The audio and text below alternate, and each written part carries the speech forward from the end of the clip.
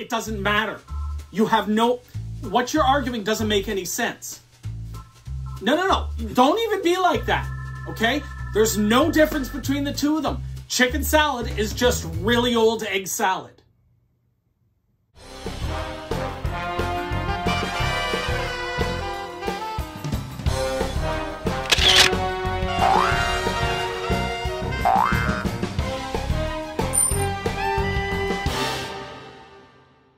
Hey there, and welcome once again to the Rural Juror Brewery Tour. Well said.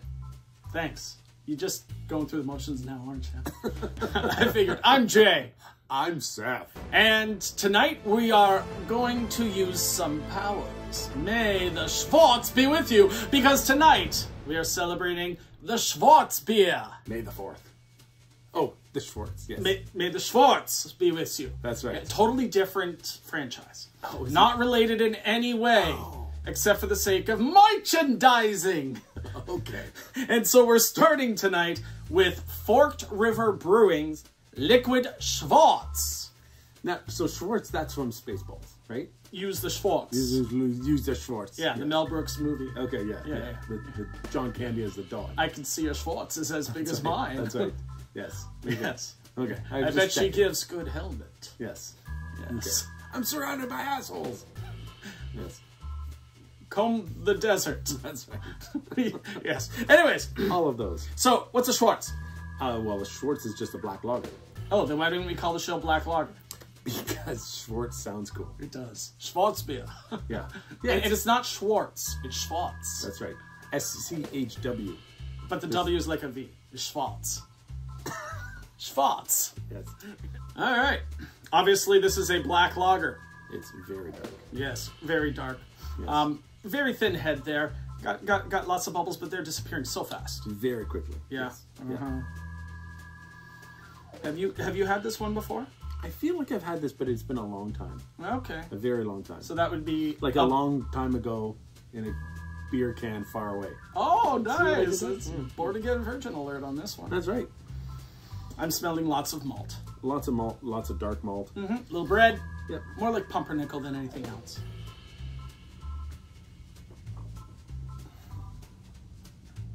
Lots of roast. Tons of roast. Wow. Bitter hits almost immediately and lingers. Very approachable, though, which is to be expected with the style. It is a dark lager, after all. Crisp on the finish, nice and dry. Very dry. Unlike the humor in Spaceballs. Very much unlike Yes. the humor. Yes, very much. Yes. Yeah, but dark like the humor. Right. Dog. Helmet. That's right. Yeah, very nice. Yeah, the dark malts are in there, the bitterness. It's very clean. It's also more approachable than I think you would assume a dark lager to be. And that's not to its detriment. It still has the roast, it still has the body, it still has the finish, but it's also something that if you're somebody who's a little shy about even a Guinness, this is a good gateway malty beer. This is going to give that little bit of a freshness that you like with your beer, but also gives a little bit of the darkness that you want to play with a little bit. But it's still a lager in essence, so you've got that crisp, clean finish at the end, which is it's a nice balance. I'm a Mog. Half man, half dog. I'm my own best friend. Wow. It's a great line. John Candy, classic performance. It is true, yes. Yeah. He did it a lot better than me. He did. Yeah. Next up is Brolly's Still Night. So Brolly, I believe, is in the same location as another beer. Correct. Reverence Barrel Works Yes. in Cambridge. Yeah. And so Reverence is a lot of their barrel-aged beers and things like that. And I believe that Brolly's sort of the fresher nature beers. So they're IPAs, they're obviously their Schwartzbiers, things like that. Killer Hell's Lager. Yes, absolutely. But I think it's that idea that it's not the barrel-aged side. Reverence is obviously the barrel-aged side. Cool. What's the percentage? This one is 5.1.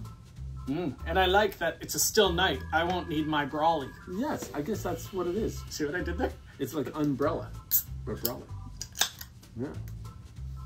Oh, the head's far more present on mine. Not on mine. You don't get any head. But it is a very bubbly head. No peaks for me. This one is very dark, but it definitely has a browner tinge to it. Yeah, this is more like the deepest brown you see in mahogany and deep brown leathers. Yeah. Ooh, a little brightness. Yeah. A little floral. A little bit of the malt. And I'm not saying sour or lemon, but kind of the same feeling. Yeah, I would give you that. It's got that kind of taste or smell to it. Oh, the roasty comes through very strong on the tongue. And it's almost a hint of sweet roasty, which is really pleasant. And then there is almost that little bit of sour bitterness almost. Well, there's certainly bitterness. There's no sour in the flavor for me. But again, the brightness that I got off the nose that I said was akin to lemon without the sour is coming through in that flavor as well. There's a lot of energy and lightness in the flavor for this. It's still a dark lager. It still has all of that roast and all of that flavor, but it's a brighter version of it on the tongue. I think that for me, I get a bit of sour, but I don't think it's actually sour. I think it's the malts, the sweeter malts, I think mixed with the darker malts, and then just that lager crisp finish. I think it's just giving me almost a bit of a sour hint. I think it could also be just a little bit of hop coming through. And yeah, because a dark lager is not traditionally heavily hopped, and yet you're still going to get some in there, and you're still going to get some of those bittering hops. And I think that floral nose that I brought in, that I noticed, and that lemony brightness is coming from something more herbaceous like a hop. But it's still very crisp, like the lager. Crisp and dry. Very, very dry. This is a good one. Well, you can't do an episode on Schwartzbier. Use the Schwartz. You can't do an episode on Sportspear without going back to the origins. And with a name like Sportspear, you know that you're getting it from Germany as part of its origin. Well, yeah, because it has 18 consonants without a vowel. There's only 4. Are you sure? Yeah, S-C-H-W. Okay.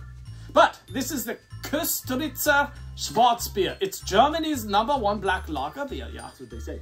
They say it's Germany's #1 black lager beer. Literally right there on the can, it says Germany's #1 black lager beer. Yes. But we can't really prove that. We don't have to, it's written on the can.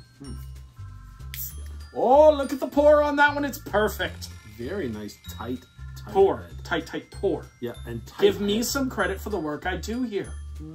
Yeah. Fuck's sake. Why are you fingering your beer? Oh, Because. Look at the peaky peaks. I know. Oh, so many peaks. I know. Still don't know what that means.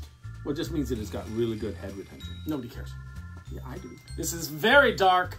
As dark. Well, actually, it's closer to that mahogany and chestnut I was talking It's about got before. a little bit of brown in there. Don't see any action in the glass because of the darkness. Yes. And that head obviously has head retention because of the fingering Seth does. Yes.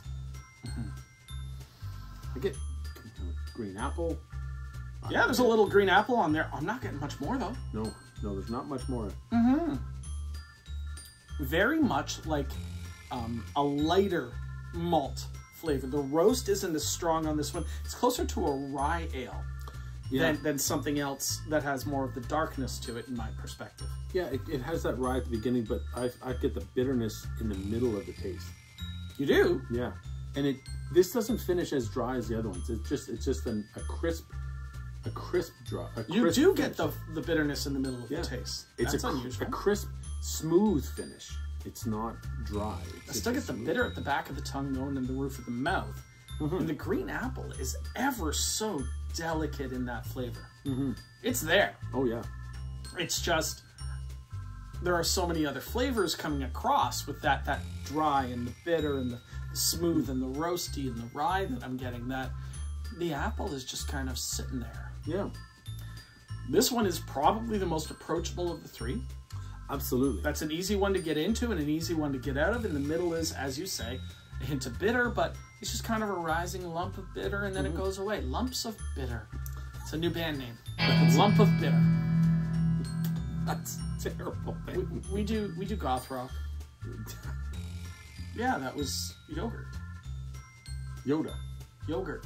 Yeah, but yeah. Yeah, he's nothing special. He's just plain yogurt. Anyways, Schwartzbier. This is good stuff. It is. Yeah. It's good. It's a nice change. It's pleasant to get something light and approachable that still has some flavor to it.